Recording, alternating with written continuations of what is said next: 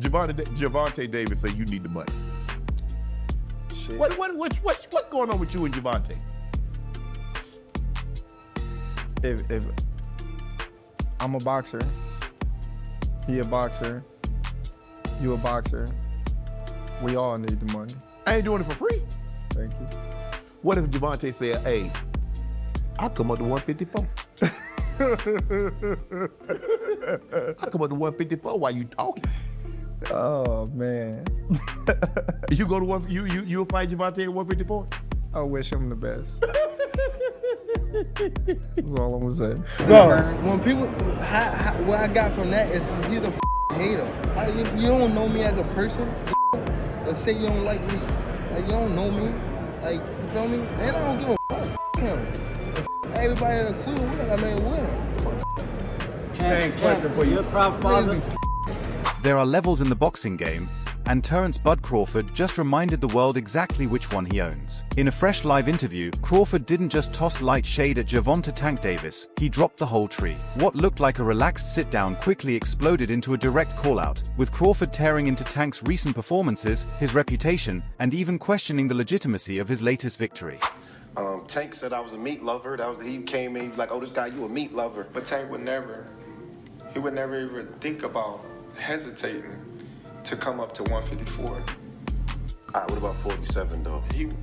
Yes, if he get to pick his opponent. If Tank get to pick his opponent, he would do it. But Tank would never come from 35 to 54. Y'all got into it on social media around that time. Y'all was doing the back and forth shit. Is that just you being competitive, like when that happens? Or is it like... I just really don't like that dude. Why though? Cause I just don't like him. Like, I really don't like him. I don't like It's not your cup of tea, that's just not your... Yeah, I don't like nothing about him. No, I don't like nothing about him. I just felt like, he just one of these little arrogant little dudes that's, using what he got to shield him. Like, he got a lot of security guards around him, and he know, he's in the limelight and stuff like that, but in certain situations, he wouldn't be acting like that. Do you like him as a fighter, though? Yeah, he's a damn good fighter. Yeah. I respect him as a fighter. Yeah. He definitely got skills, he got power, he got tremendous boxing ability, but like his core personality and his ways, Y'all, this is way bigger than fight talk. This is a statement. Crawford laid it out crystal clear. He sees the hype, he hears the noise, and he's not buying any of it. Tank's been dodging the real smoke, and Crawford just sparked a fire across the whole lightweight division. If you thought the bad blood between these two was over, think again. Let's break it down, because what Crawford said, what he hinted at, and the way he delivered it shook the entire room. You said going out on 3 fights. You know the last 2 fights you want to go out on? Yeah, the last fight you want to go out on. Like, who do you have anybody in mind?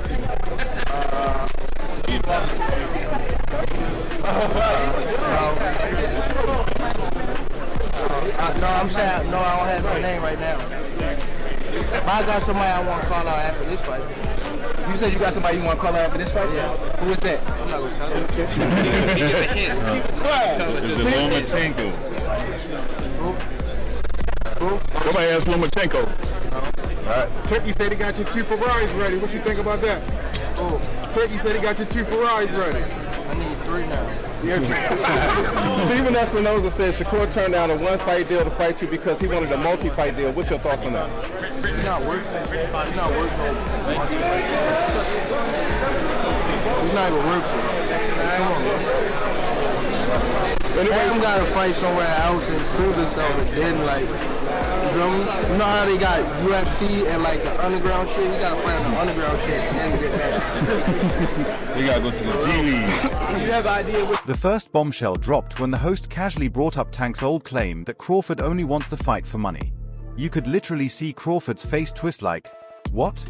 Then he fired back with a truth bomb. We all need the money. I ain't doing it for free. But here's the thing, this wasn't just about money. Crawford was exposing the hypocrisy.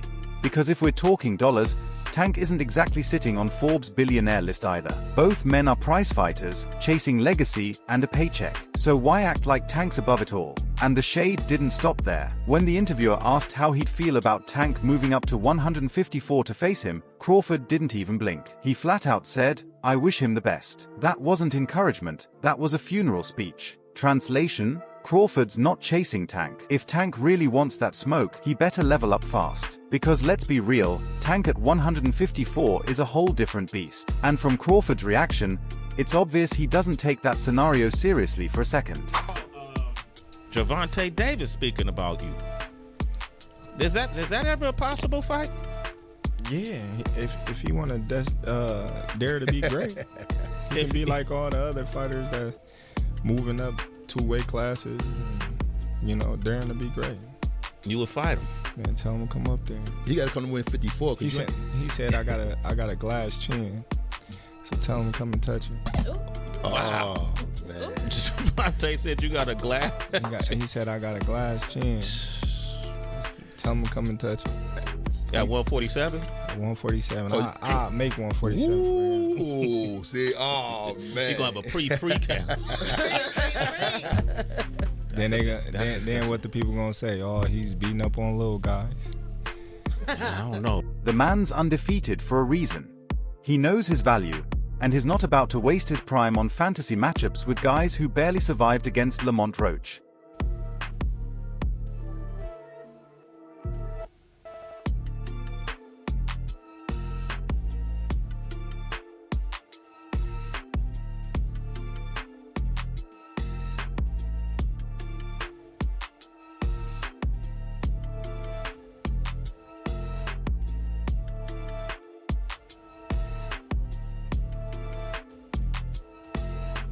Now, here's where things really got heated.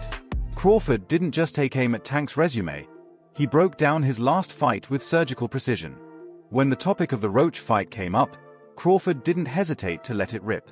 Let me ask you this. You can help me out on this.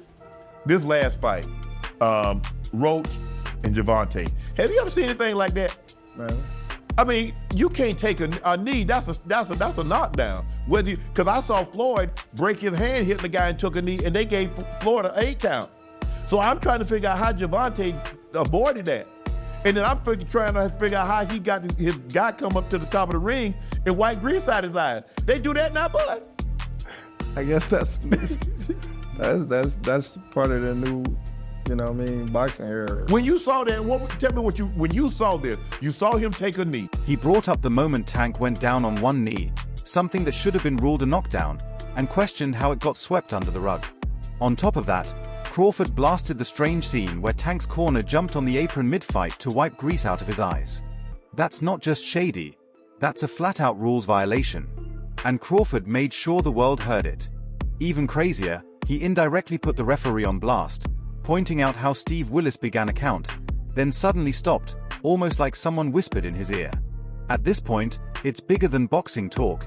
It sounds like straight-up corruption. And then you see he go to the apron, and this guy come up to the top of the ring. Well, he's like, hold on, what's going on? I'm just as confused as you. I said, huh? I was just like, oh, that's crazy. And Steve Willis is a great referee. He is. And he started counting, then stopped it. Like, they said, hey, you better stop counting. Oh. Wow. Hey, don't do that again. Crawford laid it out with no filter. Without that knockdown being ignored, Tank doesn't win. He flat out gave the fight to Lamont Roach. And let's keep it real, that's not the kind of statement you usually hear from another elite fighter. But that's what makes Crawford different. He's not playing politics. He's not protecting anyone's image. He's spitting raw truth. In his eyes, Tank came in cocky, didn't respect Roach, and that arrogance nearly blew the whole fight. Judge at the ringside, Eric Marlinski scores it on 115 to 113 in favor of Gervonta Davis. Judges Steve Weisfeld and Glenn Feldman both scored about 114 to 114, even a draw. The decision is a majority draw.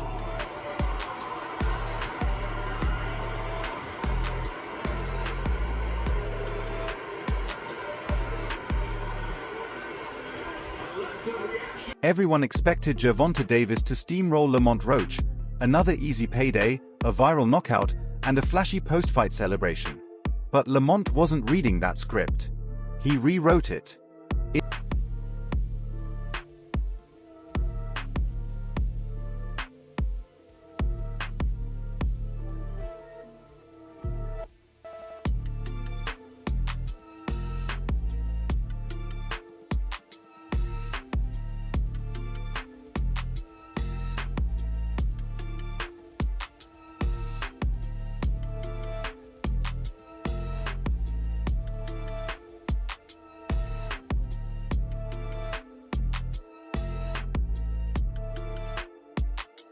From the opening bell, Roach brought pressure, precision, and not a hint of fear. The so-called tune-up turned into one of Tank's roughest nights inside the ropes. And then came round 9, the moment that had the whole arena holding its breath. Tank went down on a knee after eating a sharp right hand and a nasty body combo. That wasn't a slip. That wasn't a stumble. That was a collapse under fire.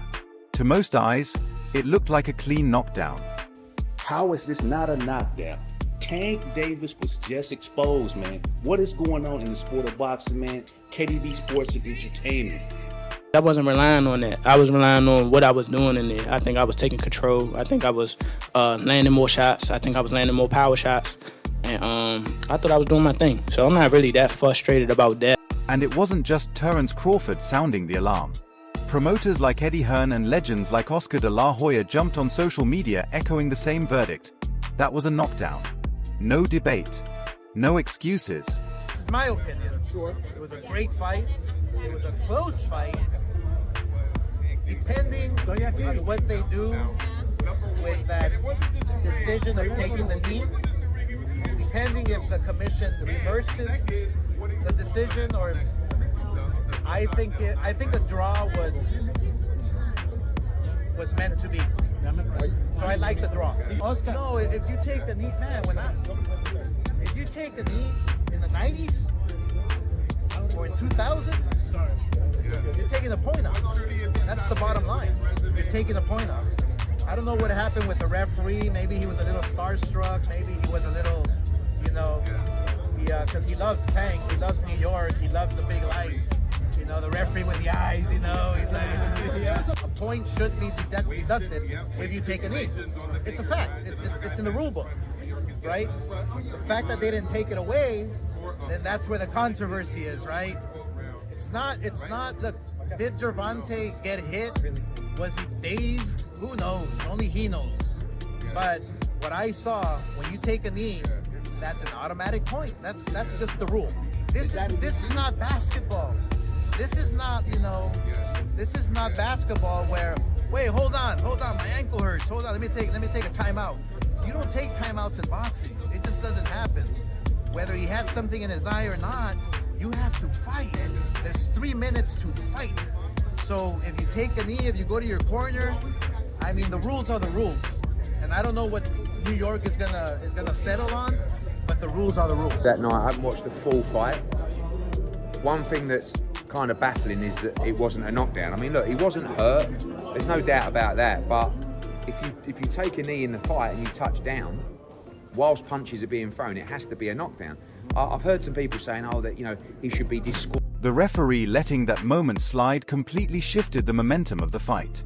Truth be told, it might be the very thing that kept Tank's undefeated record alive.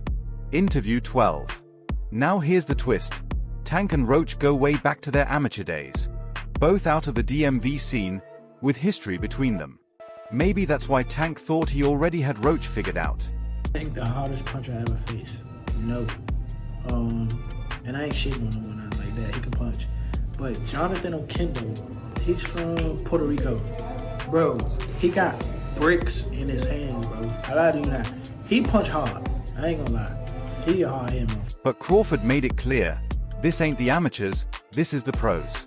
The punches, the pace, the stakes, it all hits different. If Tank thinks he can cruise on reputation alone, he's setting himself up for a rude awakening. Gervonta Tank Davis just been released to the public. We know now, December 14th, Houston, Texas. he's going to be facing a very tough opponent in Lamont Roach. Can you tell us a little bit about the history between them two? Oh man, they've been knowing each other from the amateurs, silver gloves, everything. They grew up actually together, you know. Roach and him back and forth battles and whatnot. It's gonna be a pretty interesting fight, you know what I'm saying? Because Roach he come to fight, and I think it's a great fight. Everybody talking all that stuff about why Roach, because he signed and took the fight, you know what I'm saying? And it's good for the community.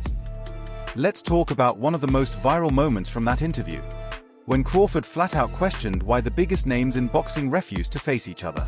He didn't hold back.